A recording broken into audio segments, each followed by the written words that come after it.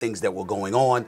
And I view it from that perspective, and that's why I come to the conclusion that the road was tougher for Michael Jordan. And then Michael set the bar so high.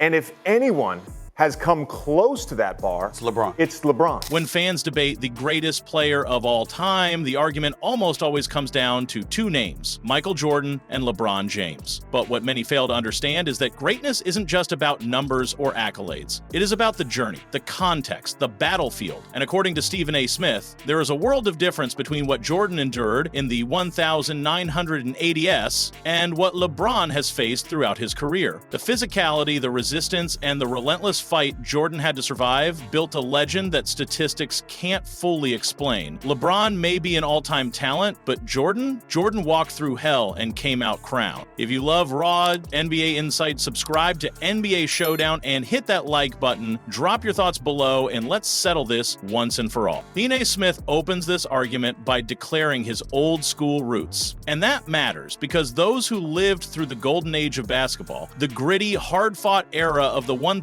1980s, know that numbers alone do not capture greatness. Stephen isn't just reflecting on Jordan's highlights. He is dissecting the path Jordan had to walk to reach his throne. That path was brutal. There were no shortcuts, no super teams, and no media-controlled narratives to protect Jordan. Everything he earned came through pain, failure, and relentless adaptation. When you look at Jordan's journey in the 80s, you see a young player taking beatings from the Detroit Pistons, getting knocked down by experienced Celtics squads, and carrying a Bulls team that was still learning how to win. These were the years where Jordan lost, bled, and kept coming back stronger. There were no soft landings. The rules allowed hand-checking, forearms to the chest, and near-combat defense that tested your will. Jordan didn't just play through that, he rose above it. LeBron entered a league that had already softened. The road to dominance was paved with media coverage, player empowerment, and front office control. While that does not diminish LeBron's accomplishments, it absolutely shifts the lens through which we compare the two. What Jordan had to survive just to get to the mountaintop would have broken most players. That is why Stephen A. views Jordan's era as a crucible, and why surviving it makes Jordan's legacy untouchable. I definitely am old school to the core.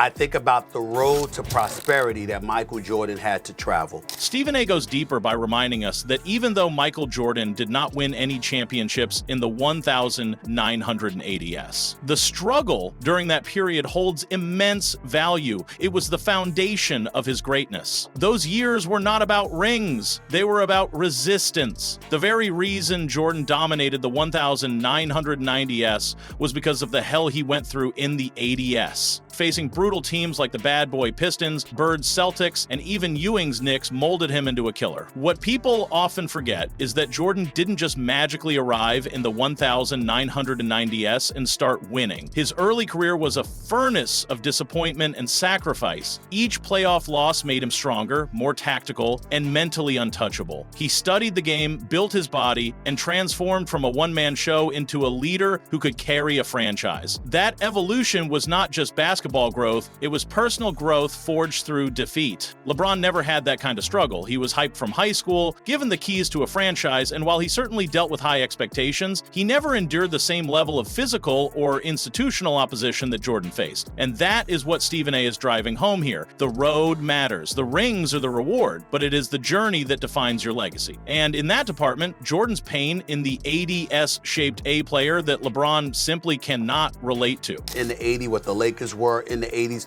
and although Michael Jordan didn't win a title, the road that he had to travel to ultimately ascend to the point that he got to once the 90s rolled around. Stephen A. then pivots to one of the most critical differences between the eras, physicality. Jordan's NBA was not the league of today. It was far more violent, far more aggressive, and far less forgiving. Players were allowed to use their bodies like weapons. You could get clobbered in the lane and not even hear a whistle. Teams like the Pistons built entire strategies around physically wearing Jordan down. Stephen A. is making a crucial point here. Jordan did not just have to beat teams, he had to survive them. Every drive to the basket came with a body blow. Every possession was a war. The league was not designed to protect stars back then, it was designed to challenge them, and Jordan rose through that fire with dominance. LeBron, in contrast, has played the majority of his career in an NBA that prioritizes pace, space, and perimeter shooting. Hand checking is gone, flagrant fouls are called for what what used to be routine contact. That is not LeBron's fault. He plays the game in front of him. But the truth is, he has not faced anything close to what Jordan did. That's the heart of Stephen A's argument. Physical adversity builds mental strength. Jordan's mind was a weapon because it was forged in pain. LeBron has never been pushed to that limit physically, and as a result, the comparison lacks balance. It is not just about skill, it is about what you had to survive to reach the top, and nobody in LeBron's era had to go through what Jordan did. So I just look at it from that perspective,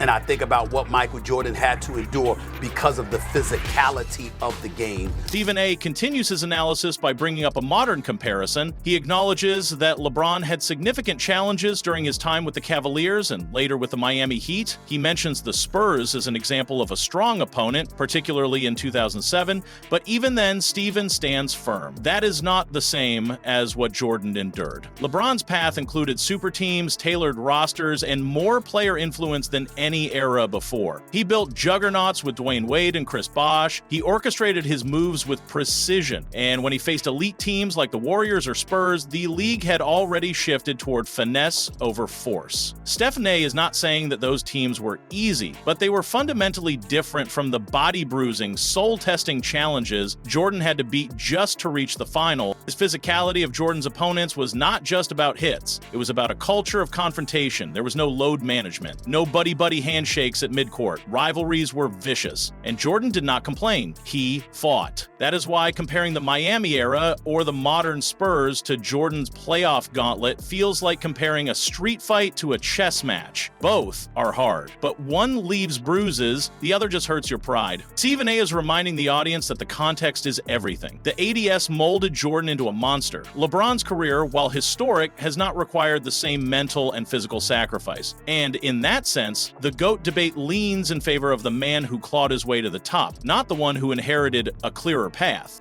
LeBron and the opponents, by the way, as well. And I say LeBron didn't have that issue. When I think about, I'm not talking about the finals, because I understand LeBron wanted to get the Spurs on at least 3 occasions in 2007 and then back-to-back years when he was in Miami.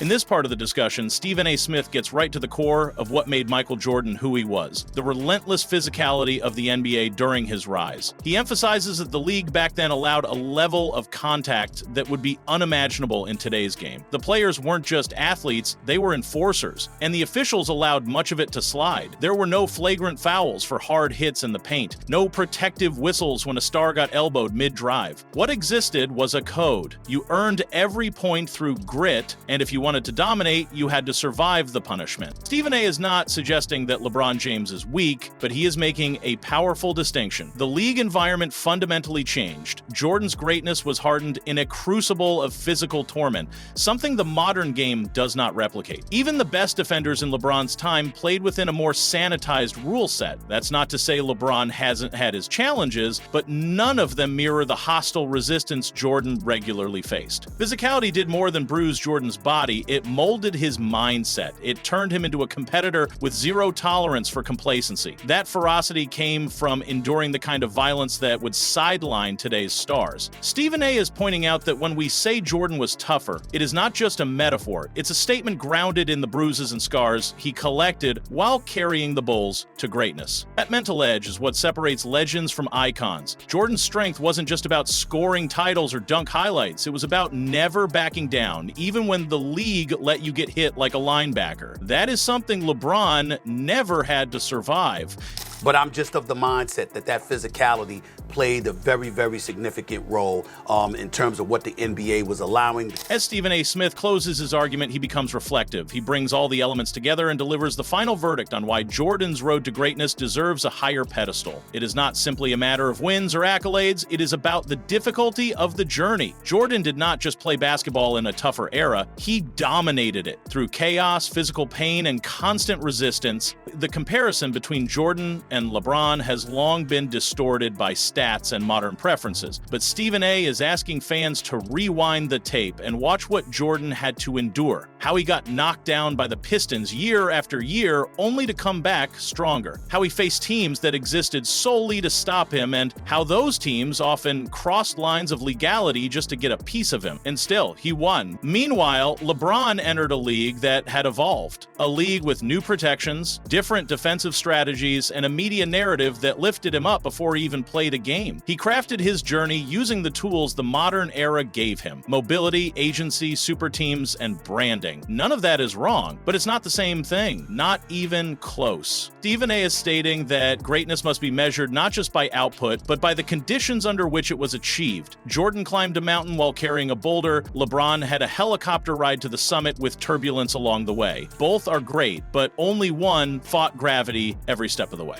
That, to Stephen A. Smith, is why Jordan remains unmatched. Things that were going on, and I view it from that perspective, and that's why I come to the conclusion that the road was tougher for Michael Jordan. JJ Redick's insight brings a critical modern voice into the discussion, one that bridges both eras. When JJ says that Michael Jordan set the bar so high that if anyone even comes close, it is LeBron, he is not just giving credit to both legends, he is emphasizing how unreachable Jordan's standard truly is. JJ has played in the modern NBA. He understands the evolution of the game, the changes in rules, pace, training, and athlete care. Yet even from that vantage point, he admits what many already know deep down: Jordan is the ultimate benchmark. What JJ implies is that even with LeBron's longevity, statistical records, and global influence, he is chasing something that feels more mythical than measurable. Jordan's legacy is not just written in the history books, it is etched into the soul of the sport. And while LeBron may fill the stat sheet for another few years, he is still running in the shadow of a man who redefined greatness under impossible circumstances. This is a rare moment of balance. JJ is not attacking LeBron. In fact, he elevates him by suggesting that only LeBron has come close, but he still places Jordan at the peak, unmoved, untouched, and possibly untouchable. It is a respectful acknowledgement of how high the ceiling really was in the Jordan era, and how even the greatest of the next generation still fall just short. This perspective is what closes the loop. From Stephen A. to JJ, there is agreement on one thing: greatness is not just about surviving your era, it is about dominating it despite the odds. Jordan did that with brute force, elegance, and relentless will. LeBron, for all his brilliance, is still in pursuit. When we talk about greatness, we cannot just look at the scoreboard, we have to examine the battlefield. Michael Jordan fought through a league that tested his body and soul. He walked into arenas filled with hostility and walked out victorious. LeBron James, as talented and dominant as he is, did not face those same trials. His era was different, his challenges were real, but not equal. Stephen A. Smith's message is clear. The GOAT debate is not just about who scored more, won more, or lasted longer. It is about who survived the worst and still came out a champion. In that story, there is only one man who faced hell and made it look like heaven: Michael Jordan. Subscribe to NBA Showdown for more hard-hitting takes. Like this video, share your thoughts, and let us know who really earned the title of the greatest.